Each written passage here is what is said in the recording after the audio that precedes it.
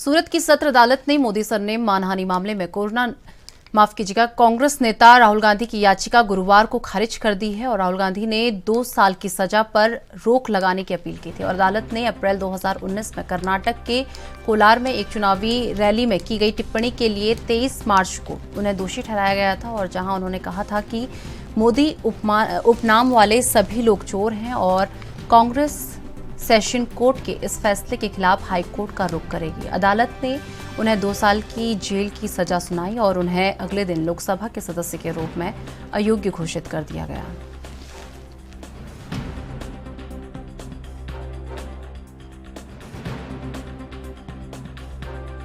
Issue का जो procedure था उसको सही माना है। नामदार कोर्ट ने श्री राहुल गांधी के खिलाफ 12 ऐसे आइडेंटिकल केसेस पेंडिंग थे, वो माना है। नामदार कोर्ट ने वो भी माना है कि this is not a rarest of rare case, और नामदार कोर्ट ने वो भी माना है कि ये कोई असाधारण संजोग नहीं है। As a member of parliament he has no absolute right to claim for stay of conviction. तो हमारे जो भी जजमेंट थे, हमने नामदार सुप्रीम कोर्ट से जो जजमेंट पे हम रिलाई कर रहे थे, वो सारे सुप्रीम कोर्ट से जजमेंट नामदार कोर्ट ने माने हैं एंड नामदार court has rightly dismissed their everything. इस खबर पर तमाम जानकारी के लिए मेरे सहयोगी राजीव तिवारी इस वक्त दिल्ली से मेरे साथ जुड़ चुके हैं। राजीव, जिस तरीके से बात कर ली जाए, आज मानहानि केस में राहुल गांधी की याचिका को खारिज कर दिया गया है, क्या कुछ जानकारी निकलकर सामने आ रही है? देखिए, यहाँ पर बात करें राहुल गांधी की, जो सूरत कोर्ट के अंदर जिस तरीके से मानहानि केस को लेकर लगातार कहीं ना कहीं दिक्कतें बन रही थी, वो कहीं ना कहीं दिक्कतें और ज्यादा बढ़ती हुई नजर आ रही है। क्योंकि यहाँ पर कहते हैं सूरत कोर्ट की तरफ से जो 2 साल की सजा मुकर्रर की गई थी, बेशक उनको इस टाइम पर जमानत दे दी गई थी, मगर अब भी कहीं ना कहीं कहते हैं राहुल गांधी की तरफ से कहीं ना कहीं इसको लेकर लगातार याचिका लगाई गई थी, मगर वो याचिका भी अब खारिज हो चुकी है, जिसके लिए कहीं ना कहीं मजबूरन अब राहुल गांधी को हाई कोर्ट का दरवाजा खटखटाना होगा। मगर यहाँ पर जिस तरीके से राहुल गांधी की बात करें, क्योंकि राहुल गांधी की सदस्यता भी जा चुकी है, तो इसके लिए कहीं ना कहीं अब राहुल गांधी को किस तरीके से इस केस के अंदर राहत मिलेगी वो अभी स्पष्ट नहीं हो पा रहा है। मगर यहाँ पर जिस तरीके से राहुल गांधी की जो परेशानियां है वो कहीं ना कहीं बनती हुई नजर आ रही है। राजीव, जिस तरीके से बात कर ली जाए, आज कोर्ट में जज पहुंचते हैं और सीधे डिसमिस कह देते हैं, यानी कि याचिका को खारिज कर देते हैं। क्या सियासी मायने निकाले जा रहे हैं इसके? देखिए, अगर बात करें राहुल गांधी की याचिका की, राहुल गांधी की याचिका जिस तरीके से खारिज की गई है, उससे साफ जाहिर है कहीं ना कहीं और ज्यादा दिक्कतें राहुल गांधी की बिल्कुल बनती हुई नजर आएंगी। और यहाँ पर भी बात करें जिस तरीके से आप मजबूरन कहीं ना कहीं हाई कोर्ट का दरवाजा खटखटाना होगा राहुल गांधी को, मगर राहुल गांधी को कहते हैं हाई कोर्ट की तरफ से भी कोई राहत मिल पाएगी, यह भी स्पष्ट नहीं हो पा रहा है। क्योंकि राहुल जिस तरीके से विशेषज्ञ या जानकारों की राय माने तो कहीं ना कहीं राहुल गांधी को शायद हाई कोर्ट से भी राहत नहीं मिल सकती है, यह अनुमान लगाया जा रहा है। जी, वही बात अगर कांग्रेस की कर ली जाए, जिस तरीके से याचिका खारिज कर दी गई, उसके बाद कांग्रेस की तरफ से क्या बयान सामने आया है? देखिए, राहुल गांधी की जिस तरीके से याचिका खारिज हुई है, उसको लेकर कहीं ना कहीं कांग्रेस के अंदर गुस्सा जरूर देखने को मिल रहा, रोष देखने को मिल रहा। मगर राहुल गांधी की बात करें तो राहुल गांधी लगातार कहीं ना कहीं इस तरीके से मोदी टिप्पणी को लेकर लगातार विवादों के अंदर फंसते हुए नजर आ रहे हैं। उससे लगता है कि आने वाले दिनों के अंदर राहुल गांधी की दिक्कतें और ज्यादा बनती हुई नजर आएंगी। कहीं कांग्रेस की बात करें तो कांग्रेस भी कहीं ना कहीं राहुल गांधी की सदस्यता का लेकर या फिर कहें 2 साल की सजा हुई है, उसको लेकर कहीं ना कहीं कांग्रेस भी कहीं ना कहीं केंद्र सरकार को पलटवार करती हुई नजर आ रही है। मगर यहाँ पर राहुल गांधी की बात करें या फिर कांग्रेस की बात करें, दोनों ही कहीं ना कहीं कमजोर होते हुए नजर आ रहे हैं, और यही दिक्कतें आने वाले दिनों के अंदर भी देखने को मिल सकती है। जी, वहीं राजीव, अगर बीजेपी की बात कर लें तो बीजेपी ने कहा है कि गांधी परिवार का घमंड टूट रहा है। देखिए, बिल्कुल सही कहा आपने। यहाँ पर बात करें गांधी परिवार का घमंड की, तो जिस तरीके से भाजपा की तरफ से लगातार आरोप लगाए जा रहे हैं, मगर गांधी परिवार जो है वो कहीं ना कहीं अपने आप को कमजोर नहीं मान रहा है, जिसकी वजह से कहीं ना कहीं राहुल गांधी जो है वो आगे की लड़ाई लड़ने के लिए बिल्कुल तैयार है। मगर देखना होगा क्या राहुल गांधी की जो सदस्यता क्या खत्म हुई है, या फिर कहें जो आज जो याचिका थी वो खारिज हुई है, जिसकी वजह से कहीं राहुल गांधी की कितनी परेशानी बन पाएंगी, और कांग्रेस भी कहीं ना कहीं अपने आप को अब कमजोर मानती हुई नजर आ रही है। जी राजीव, वहीं अगर बात कर ली जाए, अभिषेक मनु सिंघवी आज जो है प्रेस कॉन्फ्रेंस करने वाले हैं, उनके प्रेस कॉन्फ्रेंस को लेकर क्या कुछ जानकारी निकलकर सामने आ रही है?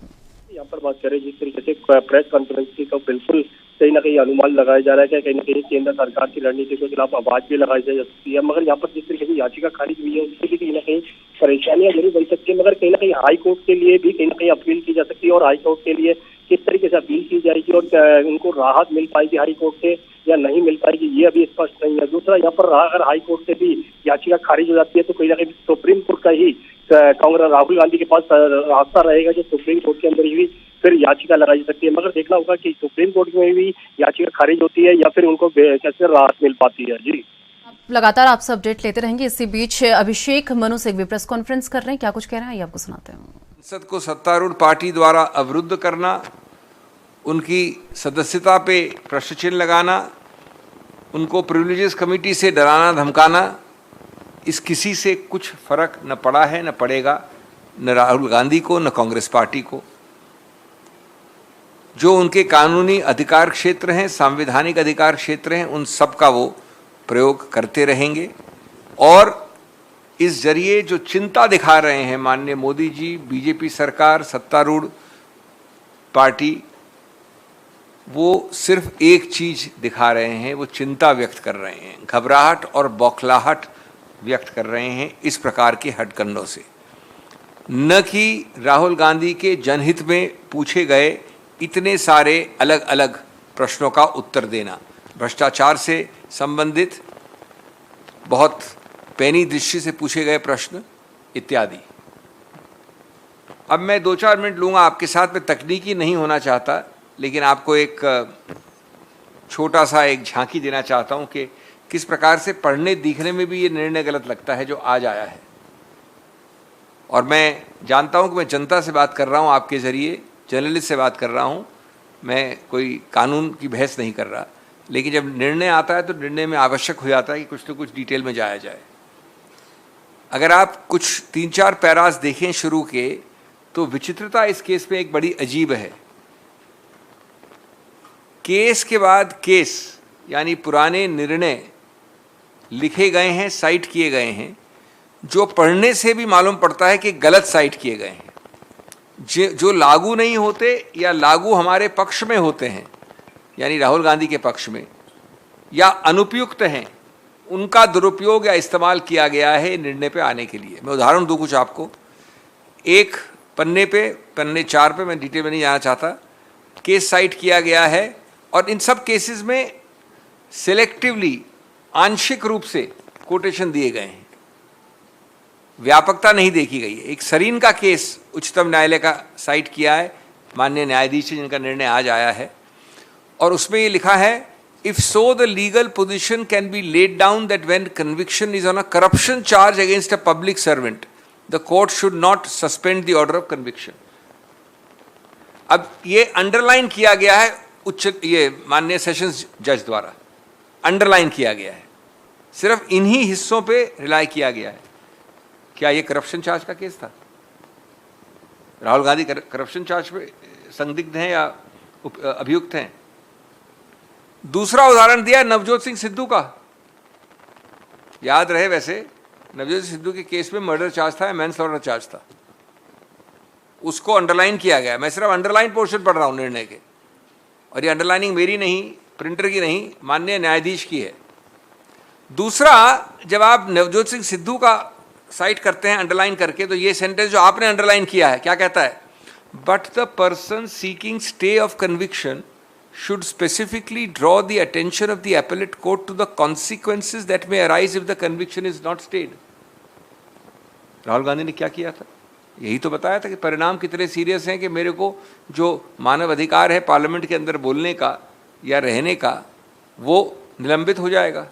और याद रहे कि यही कॉन्सिक्वेंसेज एक मर्डर चार्ज में 2007 में माननीय सिद्धू साहब ने उच्चतम न्यायालय को बताया, उन्होंने सस्पेंड कर दिया कन्विक्शन मर्डर चार्ज में। इसको साइट करते हैं माननीय न्यायाधीश, अंडरलाइन करते हैं, लेकिन मेरे विरुद्ध लागू करते हैं। ये आपको पारदर्शी लिखित रूप से आम आदमी को समझने वाली गलतियां बता रहा हूं, मैं कोई कानूनी दलील नहीं कर रहा।